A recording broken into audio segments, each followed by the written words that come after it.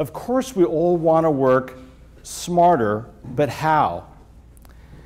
And the thing is the most successful companies and sports teams and organizations, even families, find a way to do just that, but it's easier said than done. My colleagues and I have spent years studying companies and sports teams trying to determine what's the secret. Why is it that some are always consistently successful while others are not? And whether they realize it or not, successful teams do follow basic principles of success.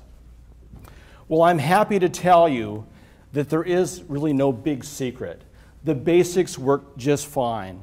Work with trust, communication, innovation, collaboration, working together as a team.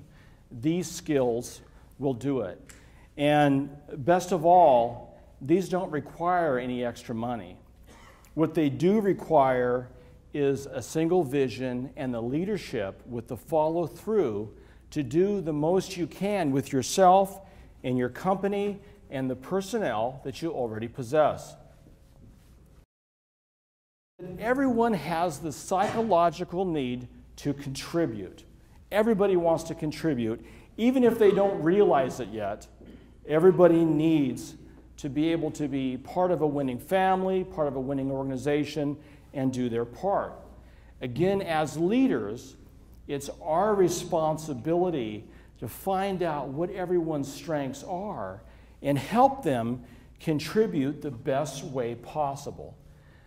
That's our responsibility. When you have the right organization in place, there's no shortage of people that want to contribute.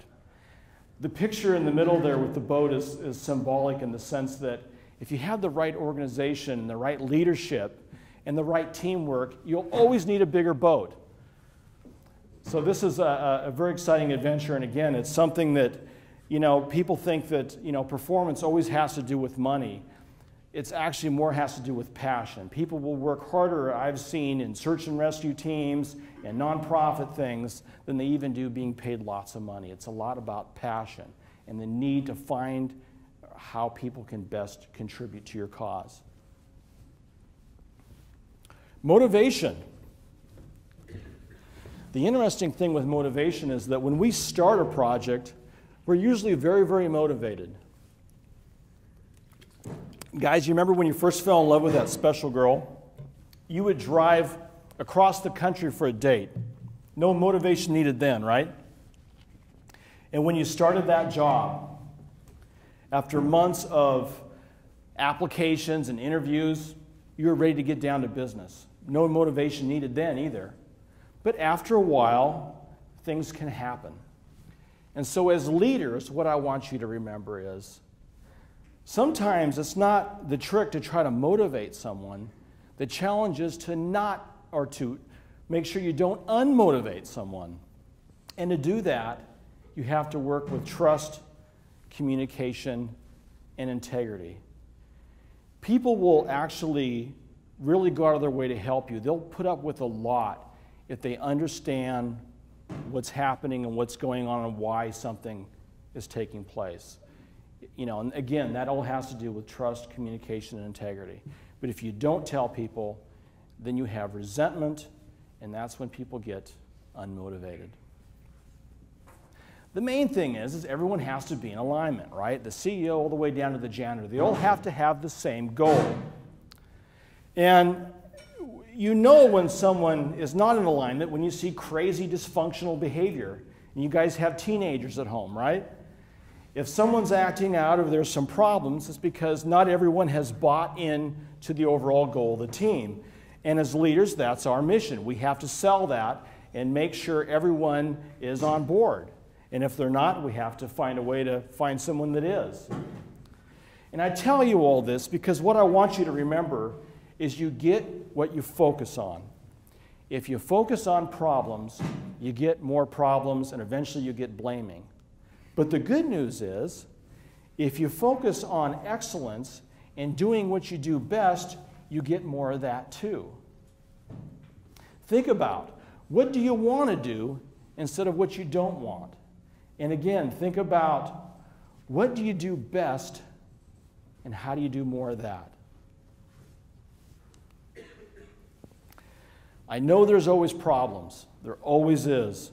Murphy was an optimist, right? There's always something that comes up.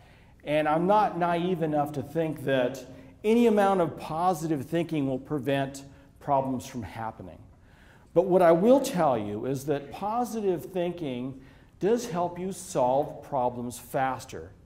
Again, if you focus on what you want to do, what is the desired outcome, if you focus on that, then you can be more creative and innovative in coming up with a solution. Highly productive people are very independent. We don't necessarily like working with other people, but it's something that we have to learn. And the reason why is, ultimately life gets bigger than us, or our projects get too big. We just can't do everything by ourselves. And believe me, I've tried. You just can't do it. So ultimately, you have to work with others. And there's two advantages in doing so. A real winning philosophy is find out what you do best and just focus on that, right? And you can't really do that unless you have other people around you to help cover everything else. Also, on a company or business level, teams are also an advantage because they manage themselves. This allows you to run your company more efficiently. What makes a team perform? The main thing is there has to be a goal that's greater than everything else. There has to be something that bonds the team together that's bigger than any one individual on the team. So that's really the main thing. And also, I mentioned that teams are self-managed. This is based on association and peer pressure. I mean, winning teams are not easy to get on, and people want to be part of a winning organization. And we all have the need to be associated with a winning program like OSU, right? And so once we have that chance to be on that team, we don't want to disappoint our fellow teammates. So that's where teams really perform. Your team isn't just the people that you show up with and work with at the office. It's everyone that you affect. And this is important because, again, you can't do your very best unless you have others around to help you. And you can eliminate distractions and problems and drama and so forth so you can really perform and do what you do. So that's on a personal level, that's family members and children and everybody else. And on a corporate level, that may be your bankers and suppliers and customers and everyone else. It's better to bring them in and make them part of your team than keep them in the dark. Another important issue is the difference between collaboration and competition. When we do team building training, really the key to all that is to teach teams to communicate. That's what makes teams work, is they actually talk to each other and they communicate. And the next level from that is that one team talks to the other team, like in a company where you have various divisions between sales and accounting and the executive and all the different branches within your own company. That's called cross-team collaboration, where you can get one team to talk to another so everyone is on the same page. Competition is natural, and it's a good thing to have that competitive spirit. But one of the issues I've noticed, and I've worked with a couple of very, very large construction companies, is that they were so competitive internally that one group was actually sabotaging the other group within the same company. They were competing for the same resources and tools and equipment and so forth, and it got to the point where even the executives in the company are saying, we've got to do something. So the idea is to redirect that great competitive energy against, last year's sales or another company you're bidding against or something besides just your own company. As leaders, we have to understand that we need to collaborate, but that's not natural for us. We have to learn how to communicate, where competition comes naturally. We learn that before we can even talk. We know how to compete for things. So as leaders, we have to understand these two things and how to make them work in our advantage. I want to start talking about innovation, and innovation is all based on ideas, right? One good idea is the quickest way to wealth than anything else. But as leaders, too, I want you to understand that just because you have a good idea doesn't mean anybody cares or anyone agrees with you. It's your responsibility to sell it and have other people buy into it. So again, it goes back to having that one goal that everyone buys into so you can put together your team to get it done. In my youth, I had the privilege to meet and actually work with Mr. Bill Bowerman, one of the founders of Nike. And back then, their headquarters was in downtown Eugene, and they had this office there they called the Kitchen, which is Nike's early research and development center. An excellent example how one good idea can change everything. Him and his wife were having breakfast one morning, and he was making waffles. And he was looking at that pattern. And at the time, they were actually importing shoes from Japan for their track athletes. And he had the idea of developing his own shoe, with this pattern. And it's like, what a crazy example of a simple idea that did so well. Could you imagine that first phone call to Phil Knight? I have an idea for the new shoe. All we need is a giant waffle iron, right? I mean, it sounds crazy at the time, but it worked. Innovation is inspired by competition. And I'm telling you this because the construction trade is a competitive business.